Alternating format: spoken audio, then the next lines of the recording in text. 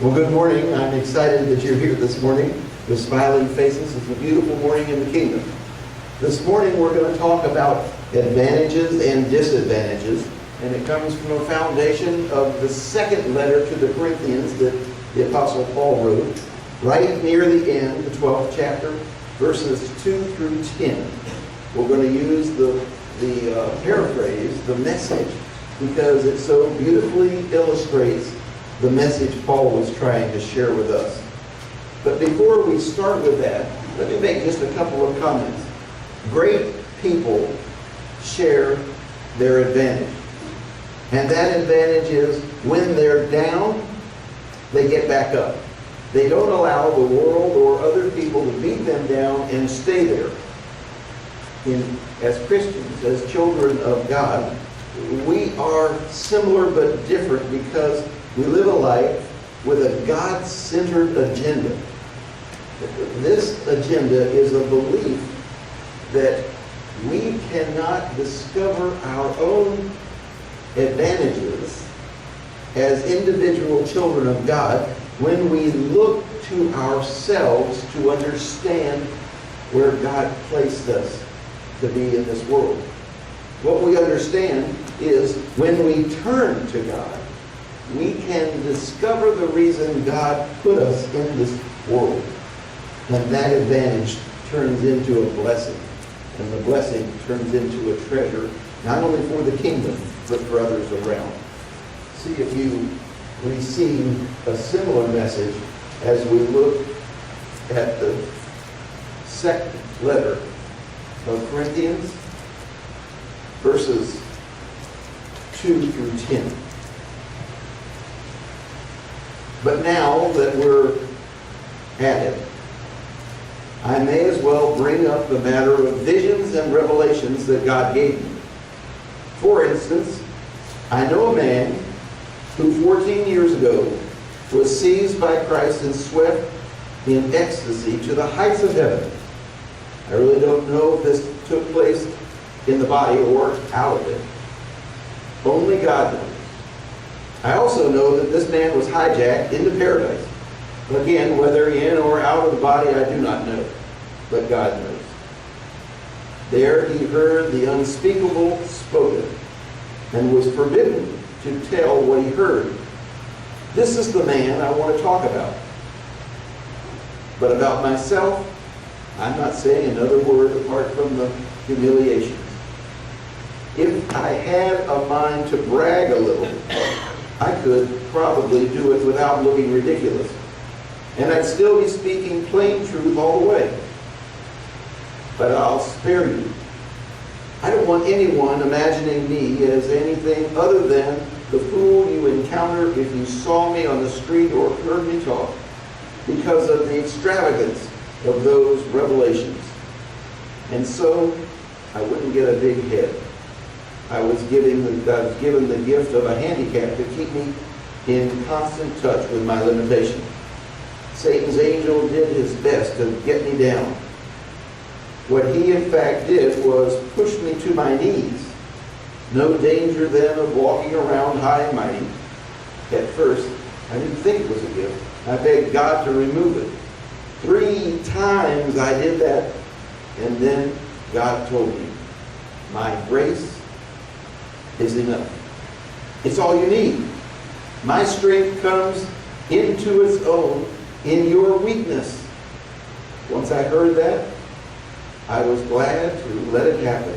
I quit focusing on the handicap and began appreciating the gift.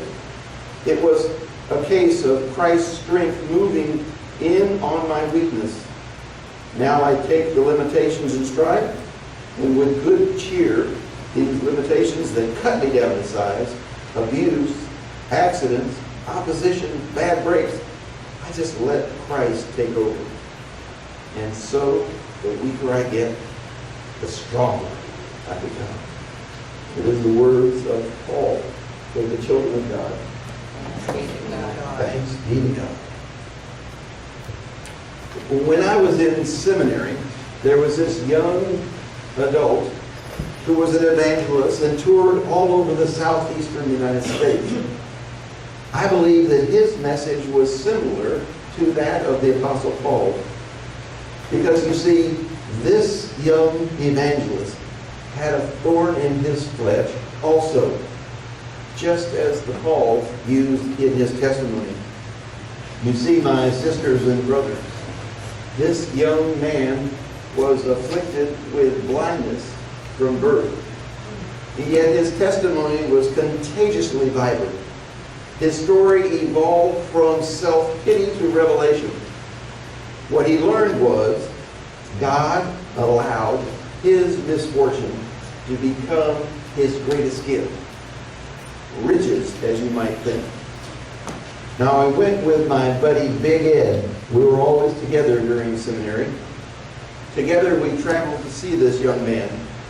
And at the end of the service that he was giving, sharing his testimony, speaking of passages in the Bible that had meant so much to him, he paused for a moment, asked the congregation that had assembled, "Do you have questions for me from tonight's message?" One person stood in the midst of the congregation and asked this question: "If you had the power to change your life and not be blind, would you?" And his response was, "I learned that my lack of eyesight was not a burden, but a blessing. And then I look out and see you who have come. Would you have come if I could see?" So I spent some time this week researching. We've talked about it before, but here's the gospel according to Pastor Kim. I believe with all my heart the thorn in Paul's flesh that he asked God repeatedly, "Take this burden from me," which God turned through Paul from a disadvantage to an advantage. When we read in Galatians 4, verses 14 and 15, see what you think. "And don't you remember that even though taking in a sick guest was not troublesome for you, you chose to treat me as well as you would have treated an angel of God, as well as you would have treated Jesus himself if he had visited you. What happened to the satisfaction you felt at that time? There were some of you who, if possible, would have given your eyes, your very eyes, to me. That is how deeply you cared." That's Galatians 4.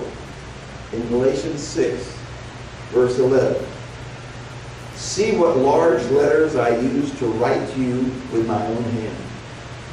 So the gospel, according to Pastor Kim, that I received from the words in Galatians is that I believe that the disadvantage that the Apostle Paul had was a diminishing eyesight, which became a great portion of his testimony. And what did God do to rescue Paul from the depths of depression and disadvantage? God's words, "My grace is sufficient for you." With those words, the apostle turned a disadvantage into an advantage. Our weakness becomes our strength if we don't give in to those disadvantages. Some people think that if you're a success, you are destined to become great.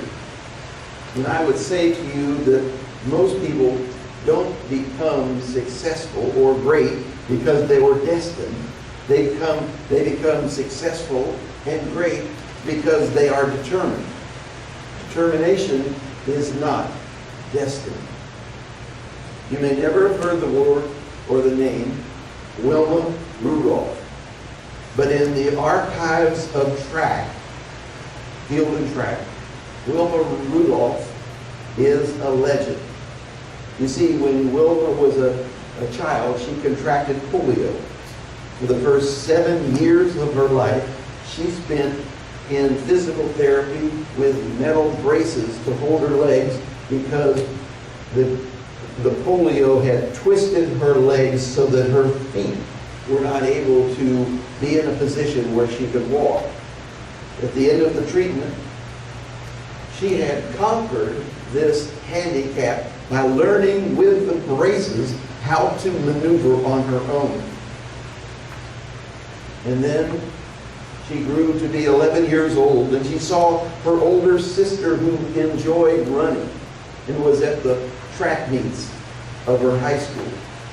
And Wilma set her goal that she too wanted to be a track star.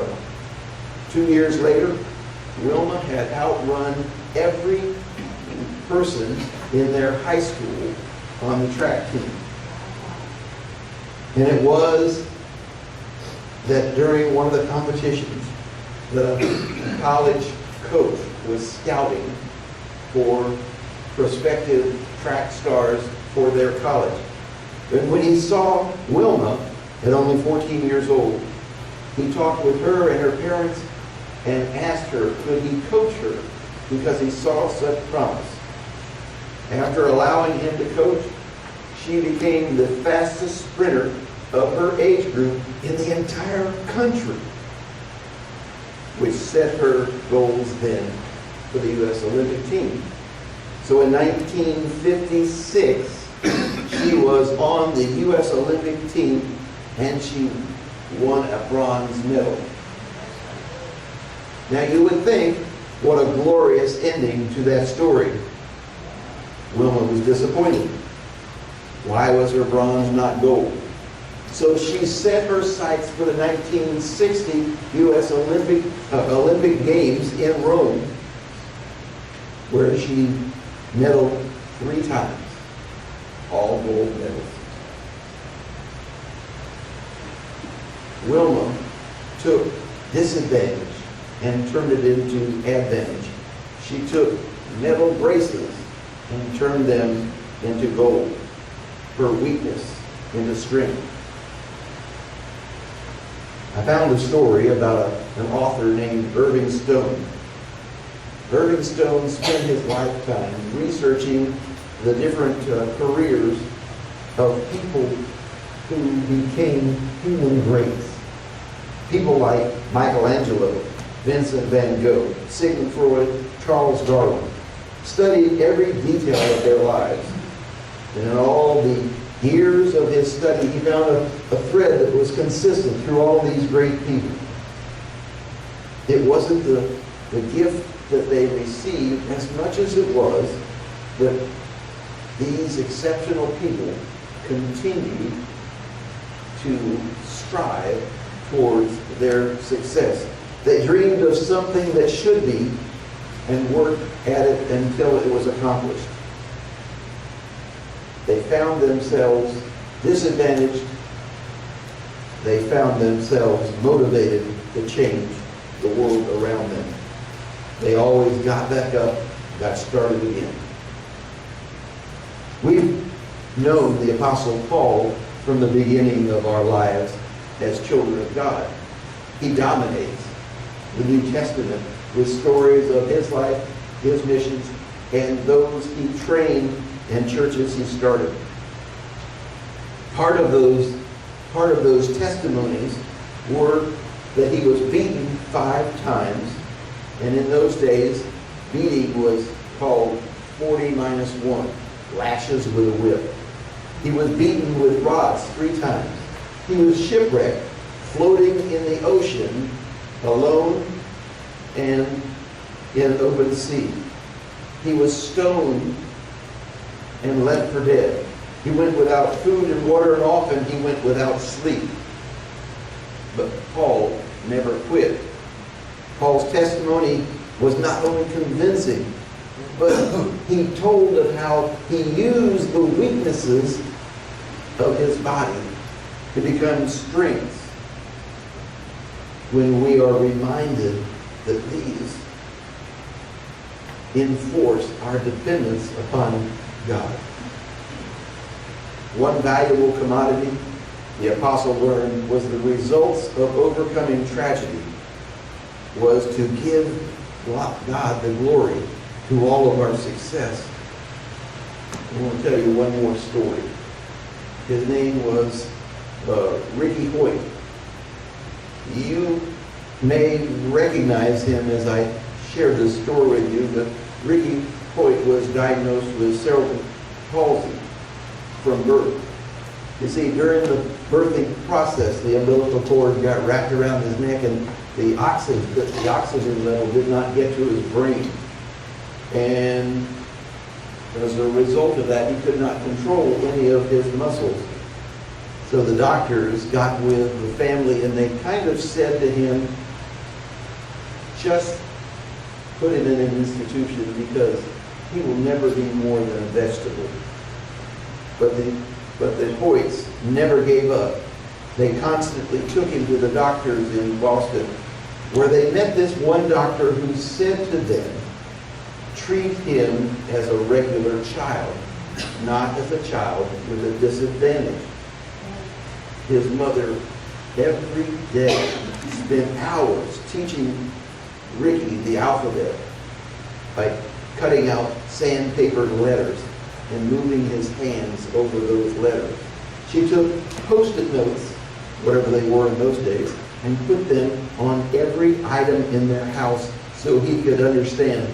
Piano was this, door was this, chair was this, couch was this. Through that learning, they started to see a response in his eyes as he followed them and took in all that he was seeing around him. What they found was that if they allowed Ricky to use a computer, he was extremely intelligent and could use the computer to communicate with those around him. With that advantage from his disadvantage, he entered public school, and then he went on to graduate from Boston University in 1993 with an education in special education by writing, developing, and releasing computer software to aid people as himself with disadvantages. That's turning disadvantage into advantage. But wait, there's more. You see, Rick's family loved him so much, never gave up on him, ever. They decided that he and his dad would enter competitions of athletic fitness, like the Ironman races. You know what those are? Ironman is a 3-phase race. The first phase is a 2.4-mile swim. As soon as you finish the swim, you get out, jump on a bicycle, ride 112 miles, and when you finish that, you go 26.2 miles as a run. Pardon me. I could do the bicycling only. It would take me forever to swim, and I would never make it through the run. But Ricky's dad created a special boat that when they swam, he pulled a special seat for the front of his bicycle, so when he pedaled, Ricky was with him. And then a special wheelchair that he pushed him as they ran. In 2008, Team Hoyt was entered into the Ironman Hall of Fame. I think I already said this. That takes a disadvantage and changes it into an advantage. The Apostle Paul was a man of tremendous intellect, incredible persuasive powers, and a disadvantage of this thorn in his flesh. Paul leaned on his ability, not his disability, and always gave the glory to God. That's how life works, isn't it? Our weakness can become our strength. Our scars can be our star. Our hurts can become our halo, which allows us, causes us to rely on God. Shelley showed me one thing one time that said, frog, fully rely on God. That's what the apostle did. Great people have changed disadvantage into advantage. We can do the same. fully rely on God. And all the children say, Amen. Amen.